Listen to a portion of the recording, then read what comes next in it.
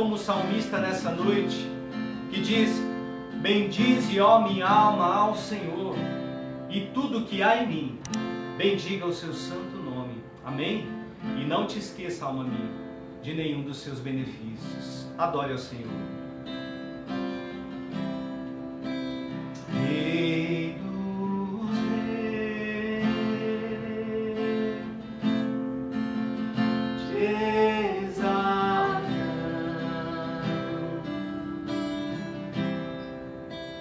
Rei dos reis, te adoramos.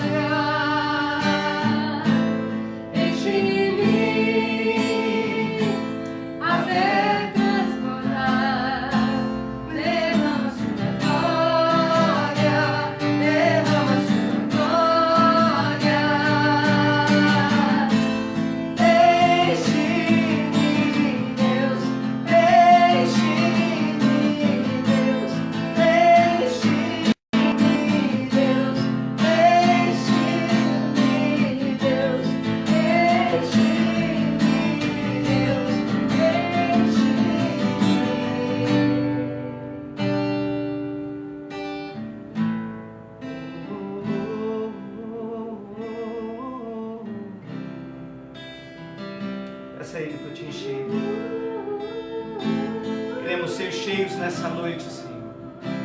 E clamamos ao Senhor para encher as nossas vidas e também a vida de todos os irmãos, de todas as famílias nessa noite, nesse domingo que é culto da família. Pai, que o Senhor possa derramar do Teu Espírito, trazendo avivamento sobre a terra, em nome de Jesus, sobre cada homem, irmãos e irmãs que nos acompanham nessa noite. Em nome de Jesus, usa, Senhor, esse canal, as ondas da internet, para que a presença do Senhor possa entrar outra vez, Pai, nesse coração. Em nome de Jesus, enche-nos, enche-nos, faz renovo, enche-nos até transbordar.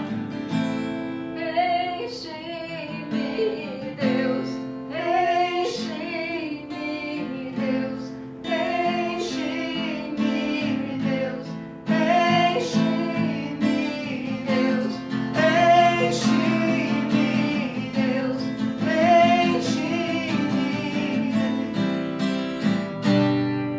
Deus, enche-me até transbordar.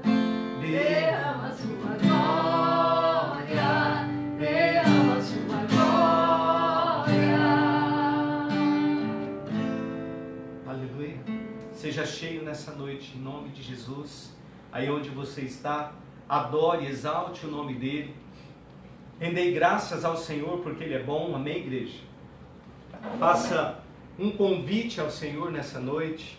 Em nome de Jesus, eu peço que você abra o teu coração, a tua mente também, os teus ouvidos para a palavra de Deus nessa noite. Eu quero já orar ao Senhor aqui para que as bênçãos do Senhor recaiam sobre a tua vida. Em nome de Jesus, eu repreendo agora todo espírito de desânimo, de tristeza, tudo aquilo que tem causado ansiedade no teu coração, que tem minado a tua paz. Em nome de Jesus Cristo, seja enfermidade, seja dificuldade, seja falta de alguma coisa, em nome de Jesus, que o Senhor possa entrar na tua vida agora, colocando paz, renovo, descanso e provisão, porque Ele é Deus, Ele é Jeová Jireh, Ele é o Deus provedor das nossas vidas, o Deus que provê para si o cordeiro, que provê para você e para mim aquilo que nós necessitamos. Então eu creio que o nosso Deus, Ele é Jireh. E como Ele é Jireh, Ele é um Deus de provisão, Ele é um Deus que está atento à nossa necessidade. Nada vai te faltar, irmão. Amém? Tão somente confia nele, se apegue a Ele em nome de Jesus. Porque até mesmo hoje nós estamos aqui celebrando com alegria, com muito, regozijando com júbilo mesmo, com felicidade no coração. Porque o Senhor nos deu grande vitória de ontem para hoje. Os irmãos que são aqui da nossa cidade, de Campo Grande, os irmãos também da nossa igreja, Nações de Deus, aos quais eu saúdo nessa noite, tanto em Campo Grande como nas outras cidades, mas aqui em Campo Grande particularmente, recebemos boa notícia que essa semana que entra, já poderemos estar de volta, nos reunindo, guardando, lógico, todos os cuidados necessários, mas nos reunindo, amém? Na nossa igreja, no nosso templo ali, naquele lugar de adoração, e eu não vejo a hora, estou ansioso para que a gente possa fazer um grande culto de retorno. E nós vamos ter o primeiro culto, vai ser um culto de louvor e adoração a Deus, amém?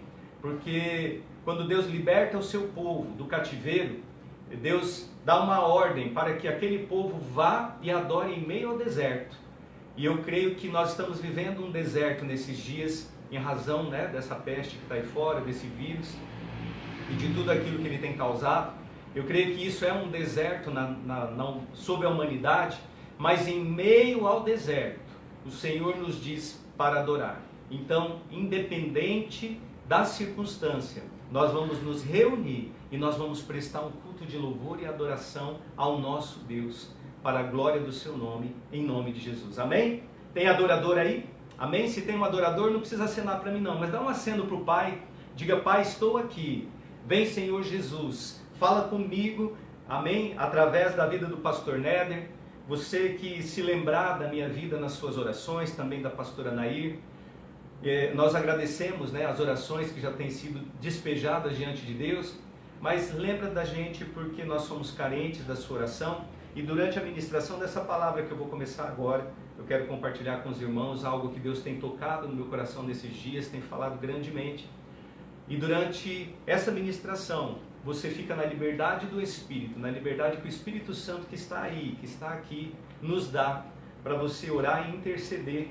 Amém? Para que eu seja aqui instrumento do Senhor mais uma vez e o Senhor possa trazer a mensagem que está no coração dele. Amém, irmãos? Em nome de Jesus, eu quero nessa noite, eu tenho uma frase, na verdade, né, um texto bíblico que ele tem assim balançado o meu coração nesses dias, ele tem falado fortemente ao meu coração, embora eu não vou usar ele como base da mensagem dessa noite, porque nós vamos começar aqui no livro de Apocalipse, capítulo de número 13. Você que já está aí com a sua Bíblia em mãos, ou no seu celular, abra a sua Bíblia, né? Vamos navegar um pouquinho na Palavra de Deus, juntamente. E eu quero ler com os irmãos para dar início nessa noite, o livro de Apocalipse, capítulo de número 13.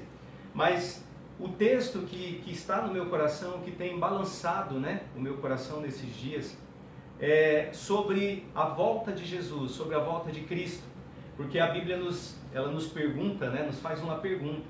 Se quando Jesus voltar a essa terra, será que ele vai encontrar fé nessa terra? Será que haverá fé quando ele voltar? E essa é um questionamento, é uma coisa que tem mexido comigo nesses dias, por tantas coisas que nós temos visto e vivenciado também. Mas eu quero nessa noite, em razão disso até, eu quero aqui iniciar, introduzir, eu não vou dizer que eu vou conseguir contemplar, né, toda a Escritura acerca desse assunto, mas eu quero de uma maneira sucinta, objetiva, trazer um tema que hoje é um tema de concordância da Igreja de Cristo na Terra. Veja que eu disse a Igreja de Cristo. Porque aqueles que estão voltados para Cristo, que estão em Cristo, e que têm o seu alvo, o seu foco na volta do Senhor, estão aguardando uma coisa só, estamos aguardando uma coisa só. A manifestação daquele que a Bíblia trata, né, como a besta, o filho da perdição, o homem do pecado, o pequeno chifre, né? Ezequiel 38 chama ele de Gog, a Bíblia também descreve ele como um mau pastor, esse homem da iniquidade, que nós conhecemos como anticristo, que nós ouvimos tanto falar nesses dias como anticristo.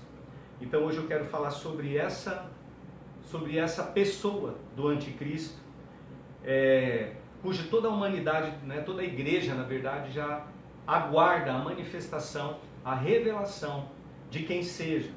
Existem vários apontamentos, existem várias desconfianças de quem seja. A Bíblia é clara em dizer de onde vem, a Bíblia também é clara, traz uma clareza de dizer, né, de qual raça ou nacionalidade. As Escrituras não deixam nada para trás, como a gente vai ver, mas eu já quero de antemão, né, contar com a sua compreensão, porque talvez eu vou ter que dividir, provavelmente eu vou ter que dividir essa mensagem em duas partes, amém? Então hoje eu quero começar e dentro do tempo limite aqui, para que esse vídeo também não fique muito extenso, de uma maneira objetiva, a gente começar a abordar esse assunto, amém? Então eu convido você nessa noite, livro do Apocalipse, revelação, né, do apóstolo João, da qual ele estava ali preso na ilha de Patmos, e a ele foram reveladas muitas coisas acerca do fim.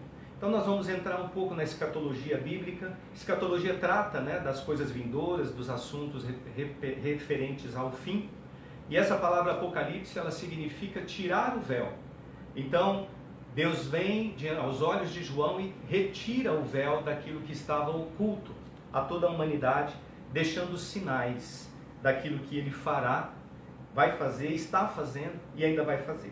Amém? Então, o livro do Apocalipse, capítulo de número 13, eu quero ler com você, que me acompanha com Bíblia na mão aí, do verso 16 ao 18, aonde está escrito assim: E faz que a todos, pequenos e grandes, ricos e pobres, livres e servos, lhes seja posto um sinal na mão direita ou na testa, para que ninguém possa comprar ou vender, senão aquele que tiver o sinal, ou o nome da besta, ou o número do seu nome. Aqui há sabedoria. Aquele que tem entendimento, calcule o número da besta, porque é um número de homem, e o seu número é 666. até quem não é evangélico, não é cristão, tem conhecimento desse número 666, né? Mas aqui a gente começa observando já que quando a Bíblia aponta acerca do anticristo, uma das coisas que a Bíblia descreve é que ele terá poder nas mãos. Ele vai exercer poder, domínio sobre o comércio, domínio sobre finanças. Ele vai ter um domínio no qual ele vai controlar na sua mão o poder de compra, de consumo, de tudo aquilo que nós poderemos fazer, as pessoas poderão ou não fazer. Então, primeiro ponto, a gente precisa entender, irmãos, que o cenário mundial hoje, tudo que aconteceu assim, quase que, né, em poucos dias, em poucas semanas, deu uma reviravolta no mundo, da qual a gente já sabia que em algum momento ia acontecer, esse princípio das dores descrito por Jesus, que a gente vai ler também a respeito disso aqui na Bíblia, mas todo mundo esperava, todo mundo tinha conhecimento, e há 30 anos os pregadores já falavam desse momento, há 40, 50 anos, há décadas atrás já havia pregadores pregando a respeito desse tempo. Mas você e eu chegamos vivos aqui para vivenciar, para ter essa experiência de viver esse tempo. E se você olhar para a palavra de Deus, você vai ver que, começar a pegar Apocalipse, lógico que não dá para a gente estudar Apocalipse aqui num único encontro, é muita coisa, então eu quero ir meio direcionado nessa noite. Mas quando a gente olha para o livro de Apocalipse, a gente percebe, né, que o cenário mundial hoje ele está propício, está tudo pronto. Usando uma expressão popular, a cama está pronta, né, para a chegada do anticristo, para que ele possa começar a exercer o seu papel na terra. Ninguém sabe, né, muito bem, as pessoas ficam apostando em quem vai ser, né, tentando adivinhar quem vai ser, mas a palavra que eu li agora com você nessa noite, ela diz que aqui há sabedoria. E para que a gente possa chegar biblicamente a quem é essa pessoa, ou pelo menos de onde vem, de onde vai ser levantada, a Bíblia tem esses apontamentos, né? O livro de Daniel, eu recomendo você que nunca leu, estudar um pouco o livro de Daniel, aí entre os capítulos 7, 8, 9 até o 11, Daniel, ele faz apontamentos proféticos, né? Nas profecias de Daniel, ele já apontava para esse tempo e para a vinda do anticristo. E nós vamos usar um pouquinho de Daniel também nesse encontro e possivelmente no próximo. Mas em nome de Jesus, eu quero destacar algumas coisas desse texto. A primeira coisa é que está dizendo aqui, pequenos e grandes, ricos e pobres, livres e servos, que sejam postos sinal na mão direita ou na testa. Então está dizendo que esse sinal ele vai ser colocado em pessoas de todo tipo de classe econômica, pequenos e grandes, pobres e ricos, não importa a classe. O que isso significa para nós? Que dentro desse cenário mundial, aonde já começa a existir, né, fome em alguns lugares, desemprego, o mundo começa a apontar para uma crise. Os governos hoje estão desembolsando valores altíssimos para liberar para o povo, porque devido a desemprego, devido a fechamento de empresas, nessas poucas semanas, irmãos, nós já vimos um grande número de desempregos, pessoas passando necessidade, pessoas que perderam, né, a sua fonte de renda, pessoas que fecharam as suas empresas porque já não estavam indo bem e aí diante dessa situação não viram como continuar tocando o seu negócio próprio, e vimos, além de tudo isso, pessoas que chegaram até o ponto de suicidar-se, de tirar a própria vida pelo desespero, apenas de saber que existe um vírus no mundo, né? E do poder de contágio e da letalidade desse vírus. Então você imagina que começa a vislumbrar que nesse pinguinho, né? Esse princípio, esse primeiro fio de dor, conforme a Bíblia descreve, né? Dores de parto, nesse primeiro fiozinho de dor, nas primeiras dores aí, o primeiro sinal de dor já causou tudo isso. Já fez um descontrole, divisão entre autoridades, divisão entre governos.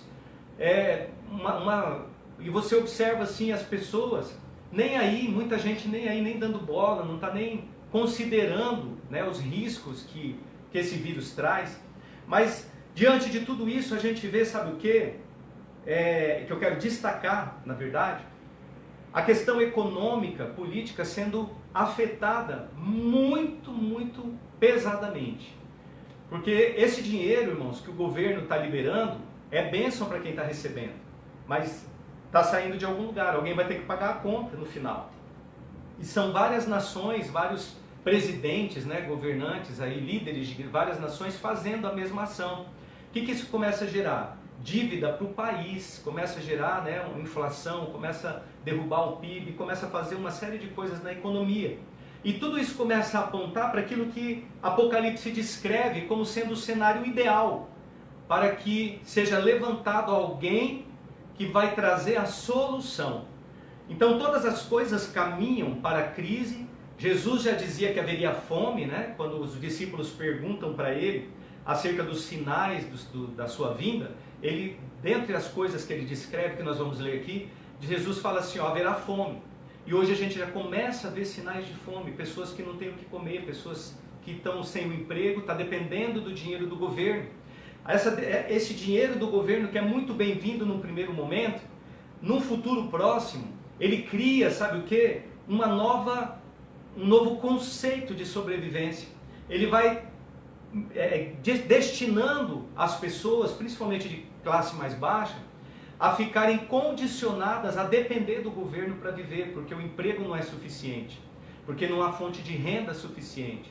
Então isso já começa a criar a participar, né, da criação desse cenário, onde o povo começa a ficar adestrado a receber dinheiro sem precisar trabalhar, a depender do governo. Começa a criar um cenário, então, onde as nações começam a ficar endividadas, e no primeiro vírus, lá os Estados Unidos liberou 3 trilhões, né, de dólares entre o povo. Aqui a gente tem também bilhões aqui que está recebendo. No Japão, lá são um valor grande também para cada família ou pessoa, dependendo do lugar. Mas o que isso tudo vai causar? Você imagina agora, o governo está dispondo de um valor que já não era disponível, vamos dizer assim.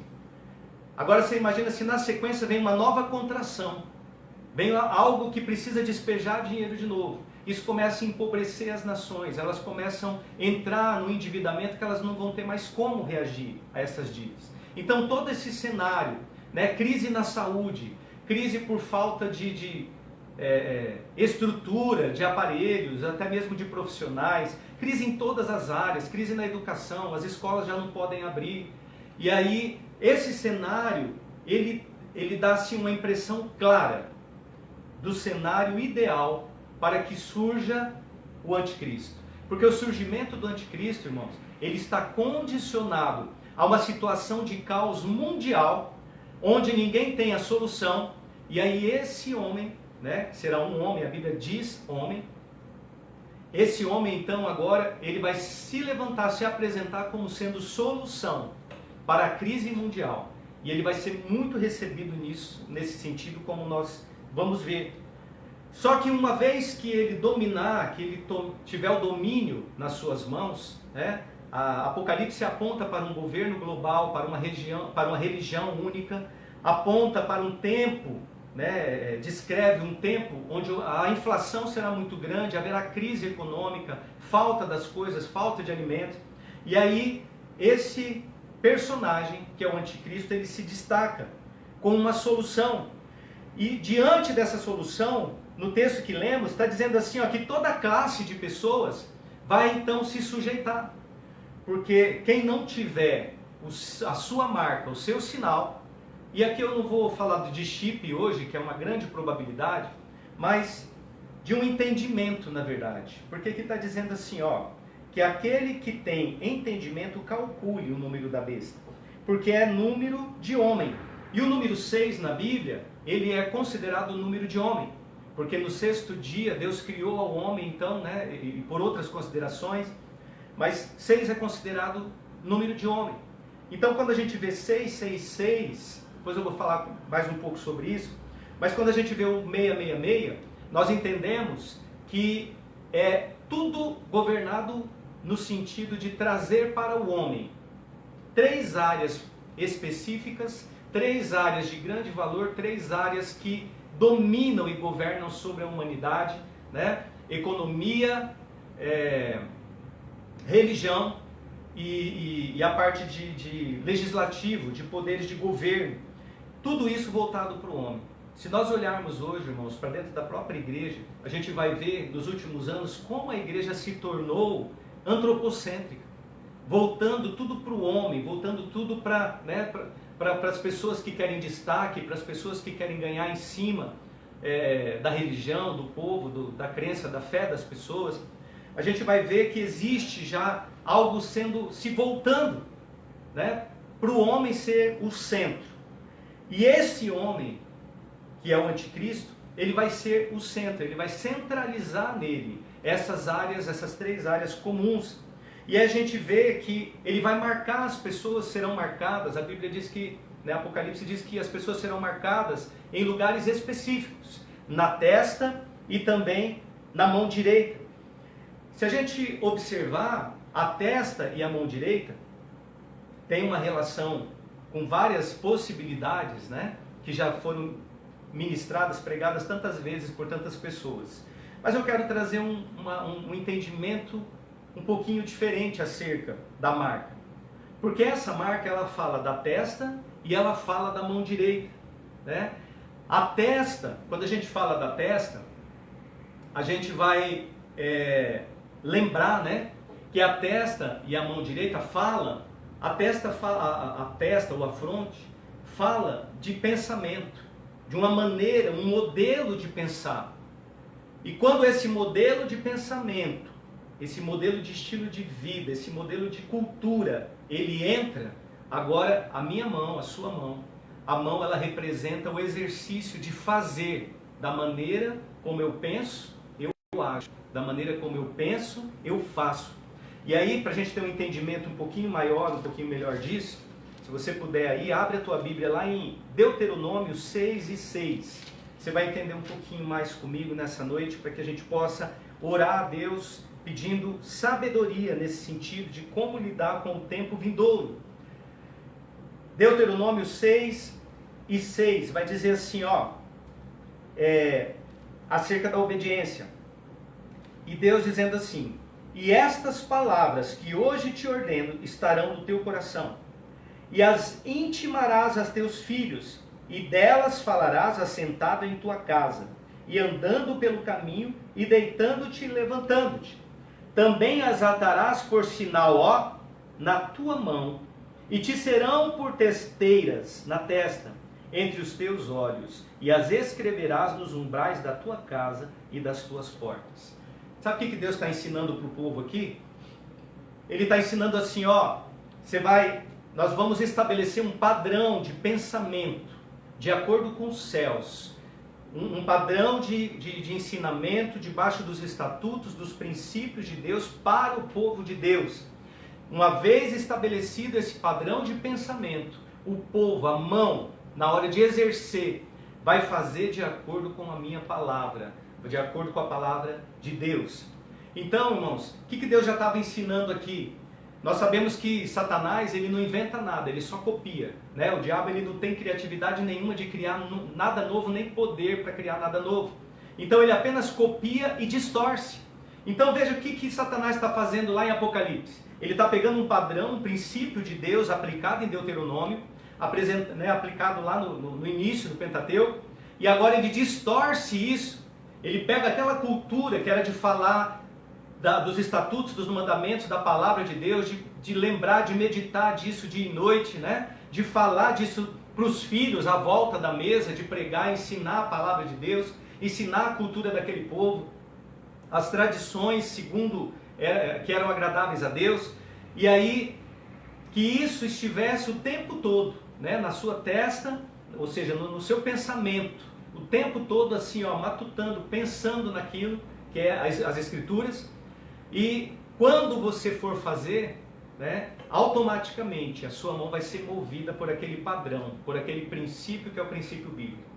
Agora, o mundo nesses últimos anos, e vai continuar cada vez mais, estabelecendo uma distorção para tirar aquela cultura, Hoje a cultura que entra na testa, né, na fronte, no pensamento, a linha de raciocínio, ela é baseada em novela, é baseada em filme, é baseada em internet, é baseada em redes sociais. Tudo isso vem sendo distorcido na mente do coração das pessoas. E aí o que acontece? Quando vai ter uma ação, essa ação agora, ela é determinada não pelas leis do Senhor, mas pelas leis deste mundo, né? E a palavra de Deus nos ensina, nos instrui que o mundo jaz no maligno. Amém, irmãos? Então, em nome de Jesus, vigia aquilo que entra pelos teus ouvidos, aquilo que entra pelos teus olhos, e mesmo aquilo que sai pela tua boca, porque tudo isso está ligado à maneira como você pensa. Então, em nome de Jesus, que você possa mudar, né? Voltar, melhor dizendo, a sua maneira de pensar para aquilo que a palavra de Deus estabelece para andar em obediência. Eu quero que você abra a sua Bíblia comigo no Evangelho segundo Marcos, livro de Marcos, capítulo de número 13. Eu quero ler com você dos versículos 14 ao 23. Marcos 14 a 23. Onde o texto fala, Jesus aqui, no grande sermão, né, no sermão profético, na continuação, melhor dizendo, do Sermão da Montanha, ele vai falar então acerca da grande tribulação, e ele vai falar sobre esse personagem também que nós estamos falando nessa noite, sobre o anticristo. E olha o que diz Marcos 13 e 14, você que está com a sua Bíblia, acompanha, por favor. Ora, quando virdes o abominável da desolação, outra tradução diz a abominação do assolamento, que foi predita pelo profeta Daniel, estar onde não deve estar, quem lê entenda. Então, os que estiverem na Judéia, que fujam para os montes, e o que estiver sobre o telhado, que não desça para casa, nem entre a tomar coisa alguma da sua casa, e o que estiver no campo, que não volte atrás para tomar a sua veste. Mas ai das grávidas e das que criarem naqueles dias. Orai, pois, para que a vossa fuga não suceda no inverno, porque naqueles dias haverá uma aflição tal, qual nunca houve desde o princípio da criação que Deus criou até agora, nem jamais haverá. E se o Senhor não abreviasse aqueles dias, nenhuma carne se salvaria, mas por causa dos escolhidos que escolheu, abreviou aqueles dias. E então, se alguém vos disser, eis aqui o Cristo, ou ei-lo ali, não acrediteis.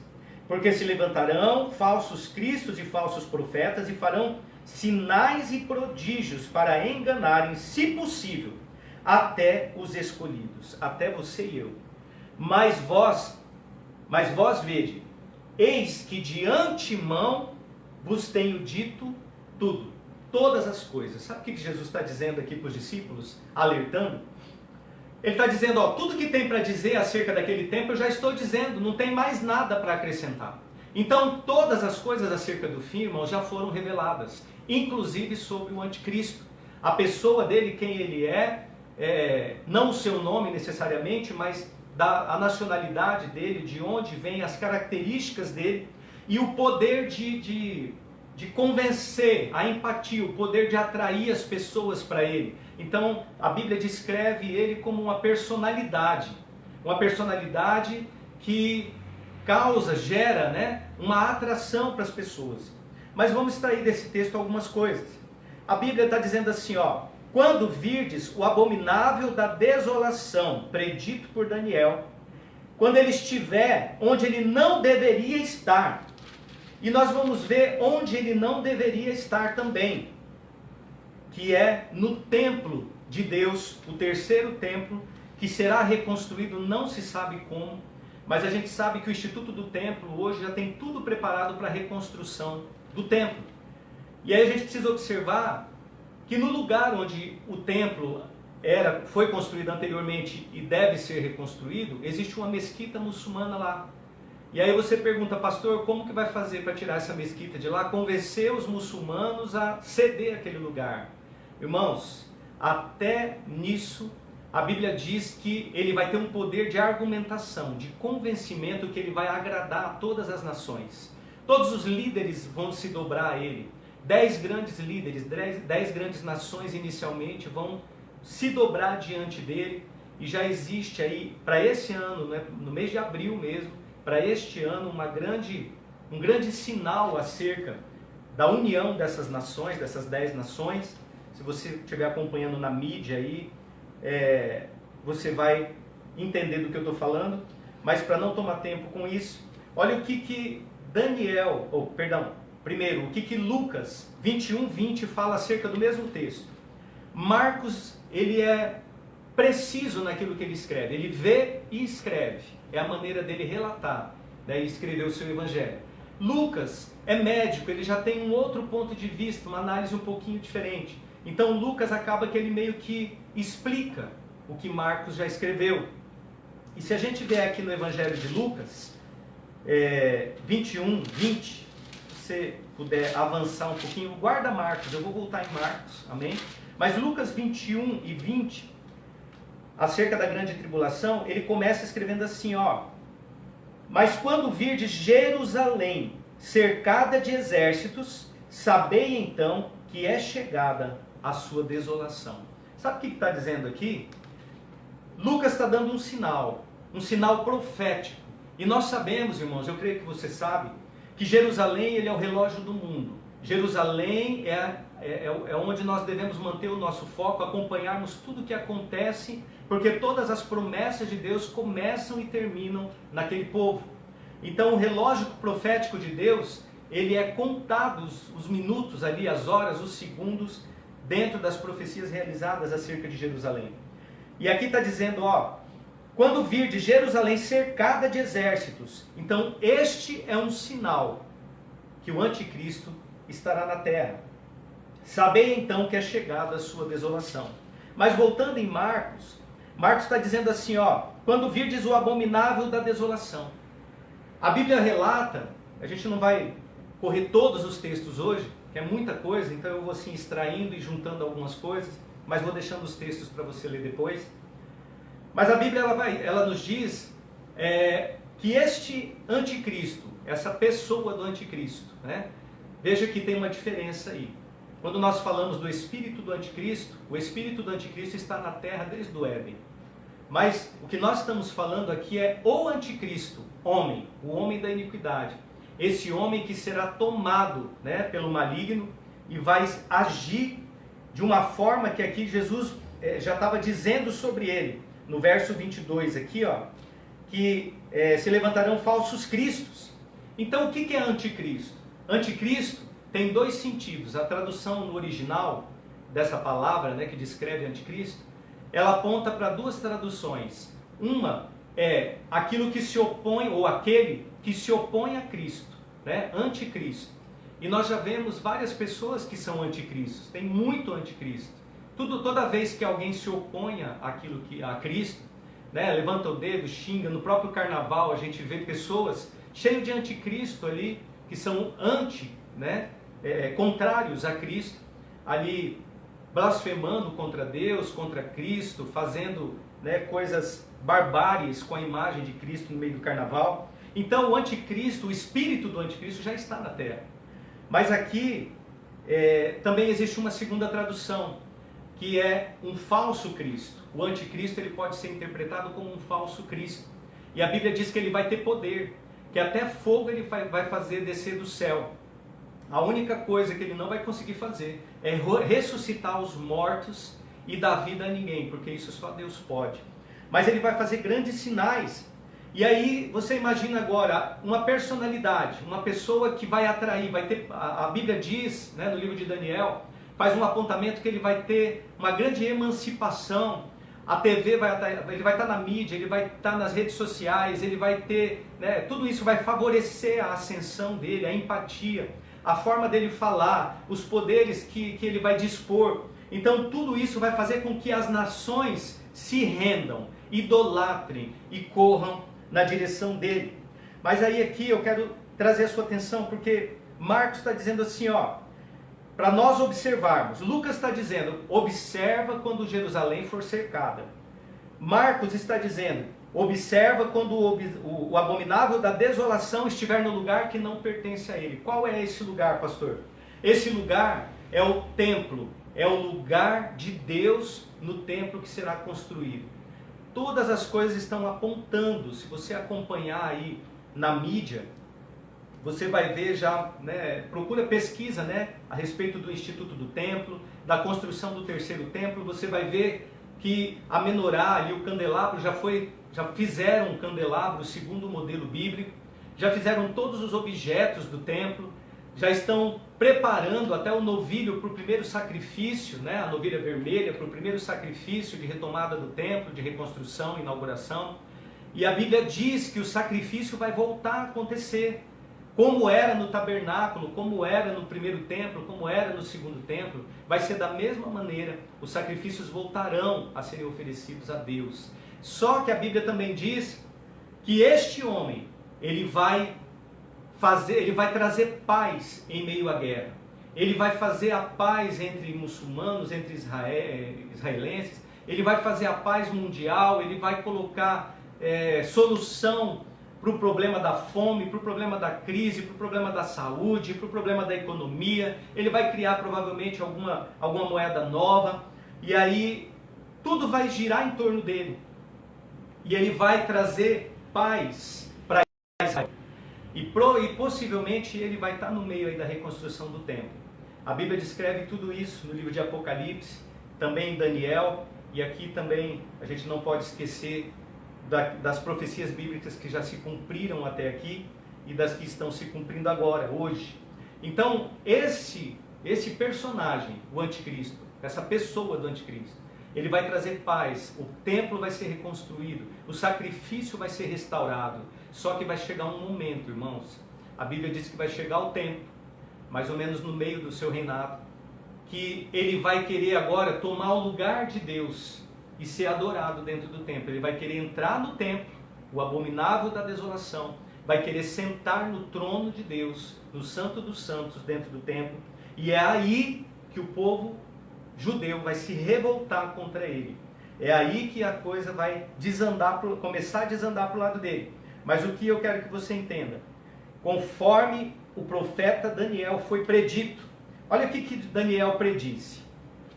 Marcos, guarda Marcos 13, eu vou voltar para a gente fechar nele aqui. Mas olha o que Daniel 9, quero ler com você aqui alguns textos de Daniel. Daniel capítulo 9, verso de número 27. Amém? Daniel 9 e 27. Se tiver como você acompanhar aí. Diz assim, ó. E ele firmará um concerto com muitos por uma semana. Esse uma semana, irmãos, ele é profético, não é uma semana de 7 dias. Amém? Mas quando a gente fala no profético, e Daniel era um profeta, a gente tem que considerar o tempo profético. O tempo profético, ele não anda, né, pelo Cronos, pelo nosso tempo, mas ele anda pelo Kairos de Deus, pelo tempo profético, pelo relógio de Deus, no qual as profecias se cumprem. Então Daniel está dizendo assim, ó, ele firmará um concerto com muitos por uma semana. Uma semana são 7 dias. E a Bíblia profeticamente está falando de 7 anos, um período de 7 anos. E na metade da semana, ou seja, 3 anos e meio, fará cessar o sacrifício. Então, olha o que eu estou te falando aqui. O anticristo, ele vai levar paz, inclusive, para Jerusalém, para os judeus. E a Bíblia diz assim, ó, para a gente estar vigilante. Quando disserem paz e segurança, aí que a coisa vai apertar. Que vai começar a ficar feio mesmo. Então aqui, o anticristo, ele faz um pacto, um acordo de paz de 7 anos.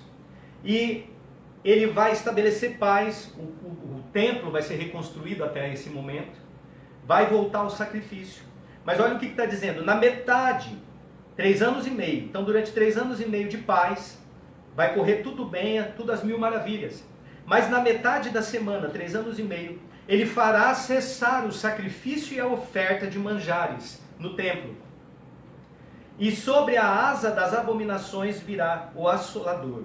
Então agora, o maligno, o próprio, né, Satanás, porque a Bíblia lá em Apocalipse ela fala de 3 personagens. Hoje eu quero concentrar em um, mas fala acerca do anticristo, o falso profeta e a besta. Mas aqui, olha só, nas asas das abominações virá o assolador. E isso até a consumação. Então, 3 anos e meio de paz. Agora o anticristo quer tomar o lugar de Deus dentro do templo, e isso o povo de Israel, os judeus, não vão aceitar. Então vai haver um desacordo. E aí o que vai acontecer? Os 3 anos e meio restantes, ou seja, até a consumação, até a vinda de Cristo, que é no final desse período, e o que está determinado será derramado sobre o assolador. E nós vamos ver também o que está derramado sobre ele. Eu quero aproveitar, Daniel, pedir para você abrir aí, no capítulo 11, verso 31, que vai nos dar um pouco mais de entendimento. Daniel 11, 31, diz assim,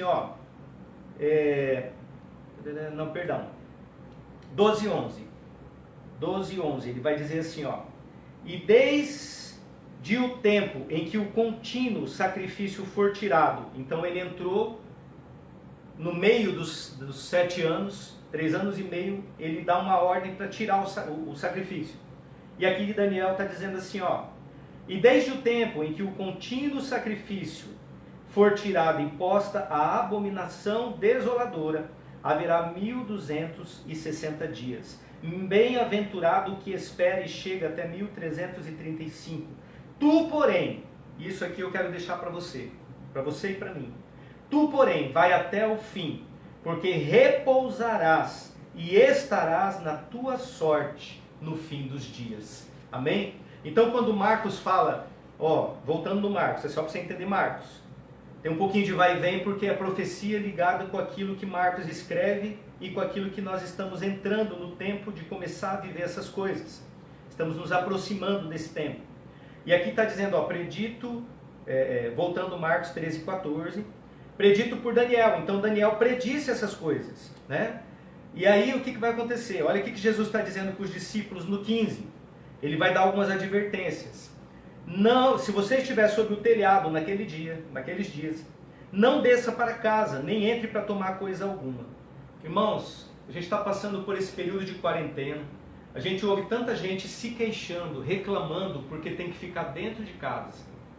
E muitas pessoas, muitos desses que reclamam, inclusive, ficam dentro de casa e tem todo o conforto. Tem internet, tem ar-condicionado, tem televisão, tem geladeira, tem micro-ondas, tem comida, tem, tudo ali.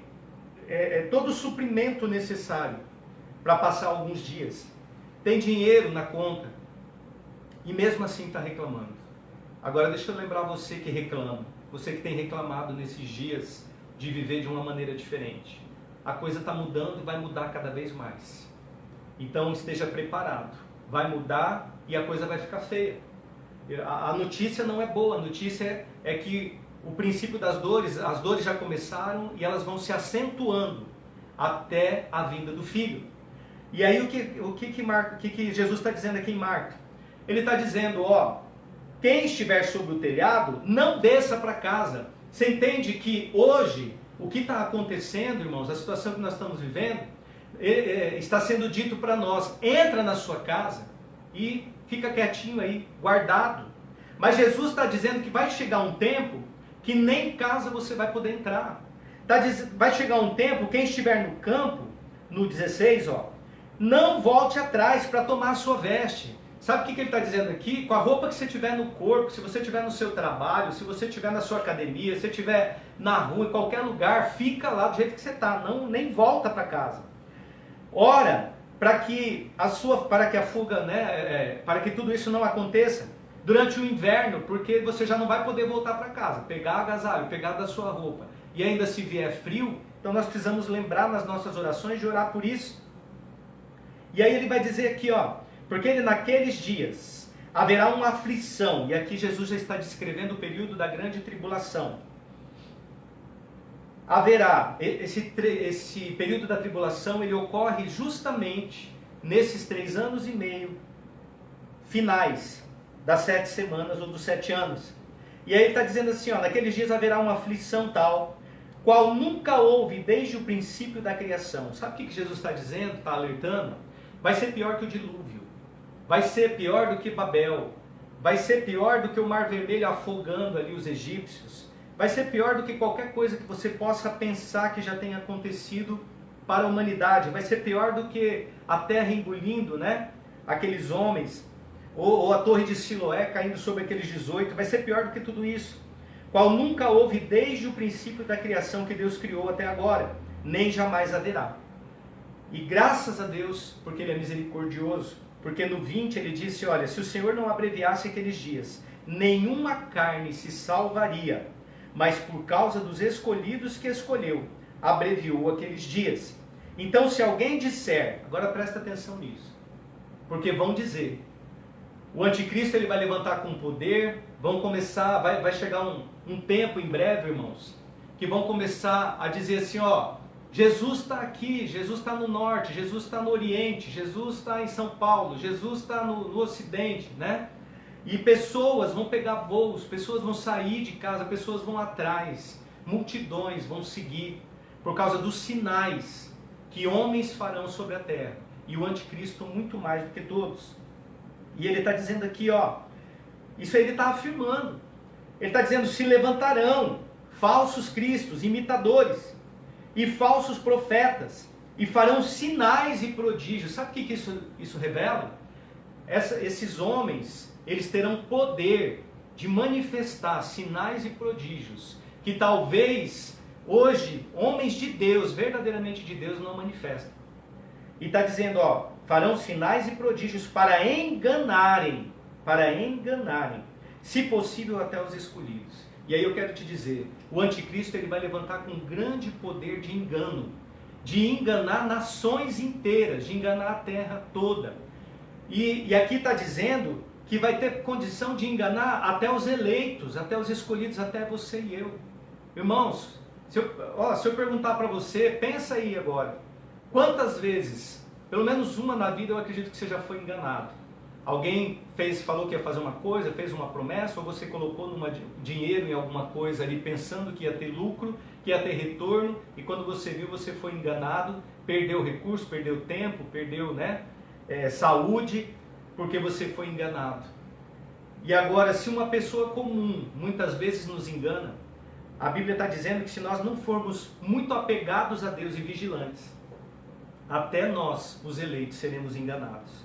E Jesus está dizendo, ó, vede, que Ele está revelando tudo, nada está oculto. Amém? Então, não se deixe enganar, irmãos. O livro de 2 Tessalonicenses, capítulo de número 2, ele diz claramente para nós vigiarmos e não sermos enganados, ele nos alerta de como será, né, a vinda de Jesus. Então a vinda do Cristo, ela será precedida de manifestações do anticristo. Está lá em 2 Tessalonicenses 2, eu quero ler do verso 3 em diante, eu já estou quase encerrando aqui.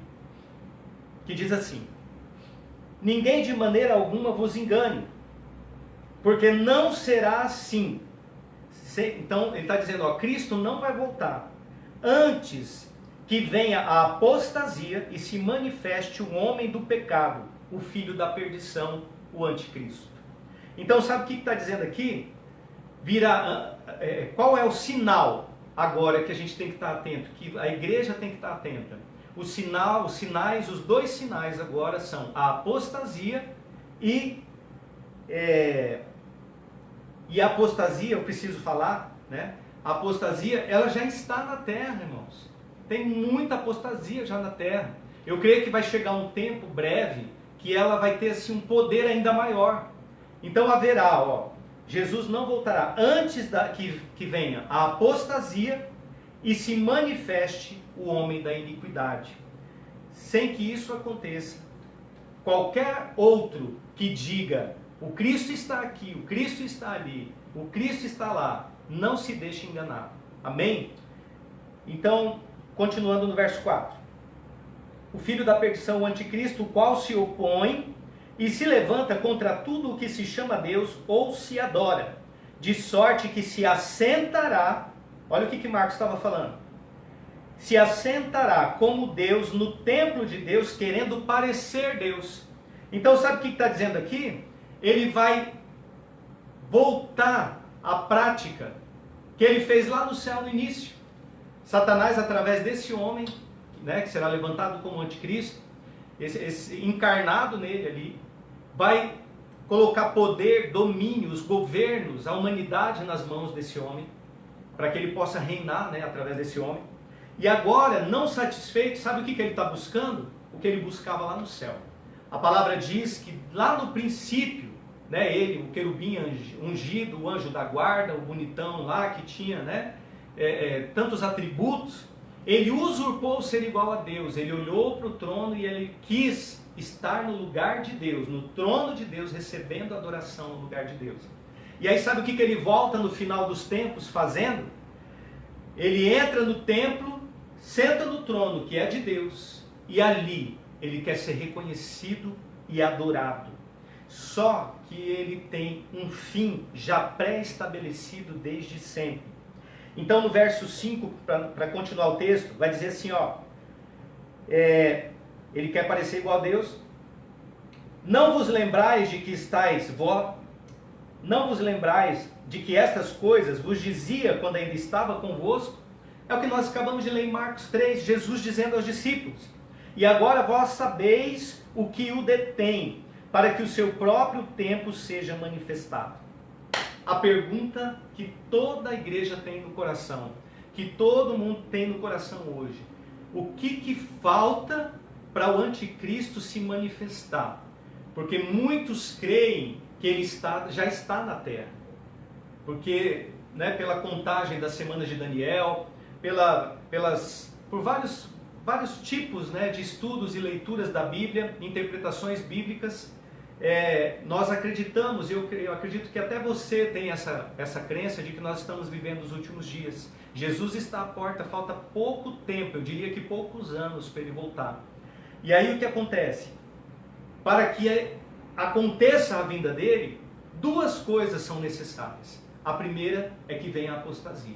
E a apostasia, irmãos, ela já está instalada, mas como eu já disse, eu acredito que ela vai se intensificar por um período de tempo. A gente observa hoje, nesse curto espaço de tempo que a gente deixou de cultuar dentro da igreja, né, usando aqui transmissão via internet, muitas igrejas fazendo hoje uso das lives, dos cultos ao vivo, a gente vê pessoas que já perderam o interesse pela presença de Deus, pelo Evangelho, porque a palavra que é pregada aqui é a mesma palavra que é pregada no púlpito. E a gente ainda tem o privilégio de ter esse canal para poder pregar a palavra de Deus, porque eu quero te dizer, quando vier o filho da perdição, quando ele tiver domínio nas mãos, não pensa você que a internet vai trafegar qualquer coisa, e principalmente acerca de Deus, da palavra de Deus, não. Nós provavelmente vamos perder esse canal de comunicação nos próximos tempos. Então, o que eu quero deixar para você de entendimento? Virá a apostasia, que para mim já está instalada. Pode ser que intensifique, mas para mim ela já está aí. E essa apostasia a gente percebe, como eu estava dizendo aqui, ó, pessoas que, se não tiver o culto presencial, ela não busca mais a Deus.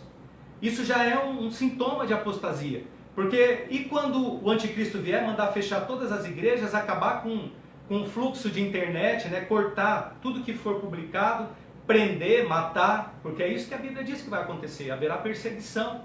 E aí quando vier tudo isso, o que essas pessoas vão fazer? Elas vão se afastar, porque elas vão deixar de se alimentar da palavra. Por isso que você tem que ter no seu coração fome e sede, desejo de se instruir, de conhecer a palavra de Deus por você mesmo. É você e Deus, é você e Bíblia, meu irmão. Tendo internet, não tendo culto, não tendo ajuntamento, não tendo movimento, não tendo, né, os xarabacá lá, ou não tendo, é você e Deus. E aí, olha só, virá a apostasia e o filho da perdição, o homem do pecado. Pastor, o que falta para que ele se manifeste? O que falta para o filho da perdição aqui, para o anticristo se manifestar? E aqui Paulo responde na sua carta, você que me acompanha, ainda 2 Tessalonicenses 2 e 6, está escrito assim, ó, uma revelação e entendimento para nós. Agora vós sabeis o que o detém. Ele está detido, o anticristo está detido. O que o detém? Agora você vai saber o que o detém. para que a seu próprio tempo seja manifestado.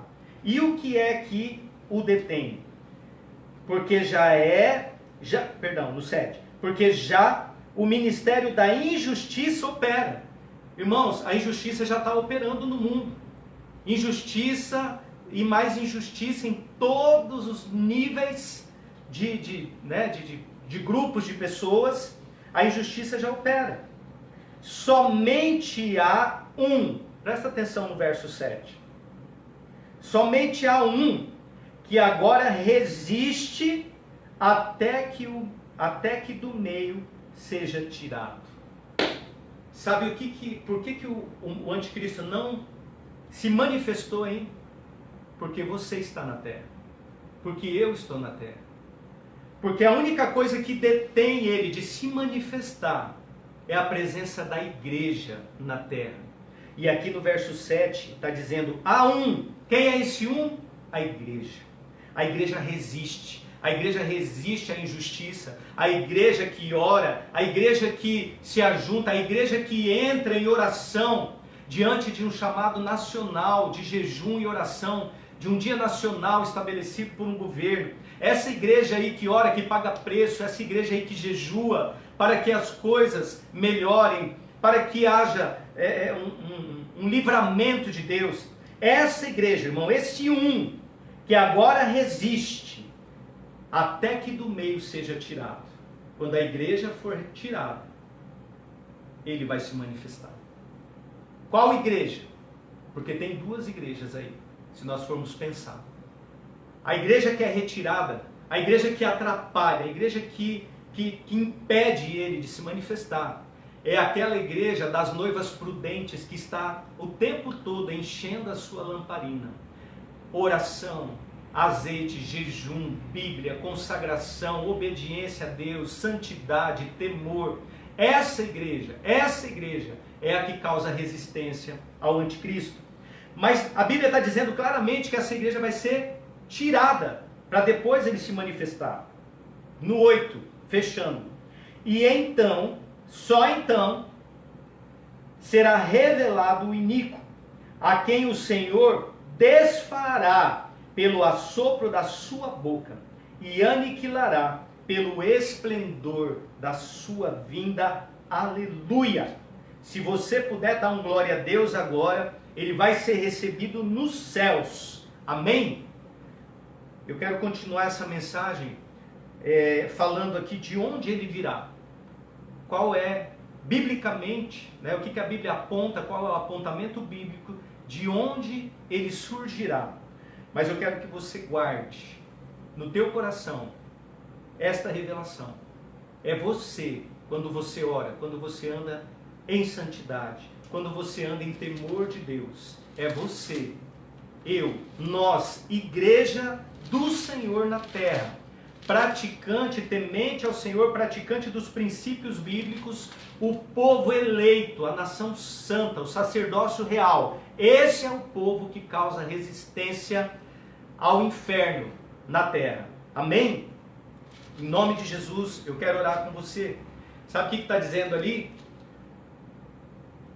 Dando já um desfecho para a gente orar. Está dizendo assim, que por 7 anos o anticristo ele vai dominar. Os primeiros 3 anos e meio ele vai trazer paz, solução ao caos que vai acontecer na terra. Só que aí ele vai dar uma de bobo. Ele vai fazer uma besteira. Ele vai querer tomar o lugar de Deus no santuário, no templo de Deus. E isso o povo não vai aceitar. A igreja não vai aceitar na terra. O povo judeu não vai aceitar. E agora vai começar um período de mais 3 anos e meio de grande tribulação na terra, a qual nunca houve. E no final desse período haverá talvez a maior guerra que já aconteceu na terra. Jerusalém estará sitiada, não tendo como se livrar. Mas aí, Apocalipse 19, eu quero fechar aqui do verso 11 em diante.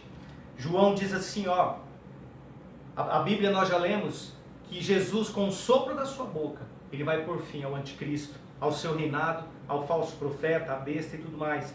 Mas aqui em Apocalipse eu quero fechar aqui, para que você seja cheio nessa noite.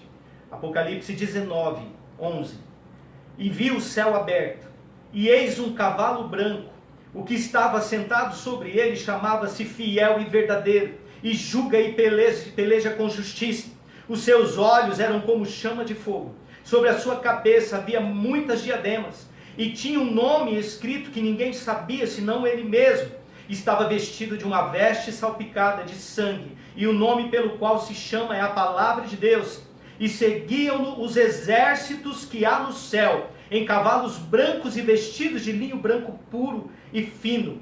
E da sua boca sai uma aguda espada para ferir com ela as nações, e ele as regerá com vara de ferro, e ele mesmo é o que pisa o lagar do vinho do furor e da ira de Deus Todo-Poderoso.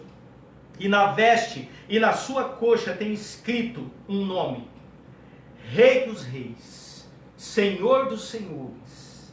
Ele é o príncipe dos príncipes, que virá no final, com seu cavalo branco, com seus exércitos, rei, glorificado, com os santos. E eu quero dizer para você, irmãos, eu quero estar num daqueles cavalos. Eu não sei você, mas você, se você quiser, você está em tempo ainda de se preparar para ser merecedor de vir num daqueles cavalos. E ele vem com os seus santos, pelejar, derrotar a injustiça na terra, vencer os exércitos e as nações da terra e derrotar aquele que é chamado o anticristo. Em nome de Jesus, eu quero orar por você. Feche os teus olhos, se você puder, põe a mão no teu coração. Senhor meu Deus, Pai amado, Pai querido, em nome de Jesus, eu te louvo e te bendigo por essa palavra. Graças te damos, Senhor, nessa noite, Senhor. Te louvamos por tudo que o Senhor já tem feito, movido a nosso respeito. Te agradecemos por todo o livramento que o Senhor tem nos dado. A tua palavra diz que o Senhor vai guardar o teu povo daquela hora, Senhor. A tua palavra nos dá promessas acerca da tua vinda. E eu quero, em nome de Jesus, orar agora por esse homem, por essa mulher que nos acompanha. Pai, pedindo a graça, a bênção do Senhor. Entra nessa vida agora. Libera a bênção, Pai, em nome de Jesus. Desperta um ânimo novo para entrar num novo nível de fé, de crença, para uma maturidade espiritual, para que esse homem, essa mulher que não se converteu completamente, venha se converter nessa noite, pelo convencimento do teu Espírito, em nome de Jesus, da graça. Eu oro também, Senhor, para que a tua graça, o teu poder, seja derramado sobre este lar. Em nome de Jesus, Pai, traz resposta nessa noite, traz cura para o enfermo, traz libertação para o cativo. Pai, traz, Senhor, uma palavra de sabedoria e de direção para este teu filho, esta tua filha agora, em nome de Jesus. Reveste eles, cada uma dessas vidas, com as tuas armaduras, guarda-os, livra-os do mal, em nome do Senhor Jesus. Amém.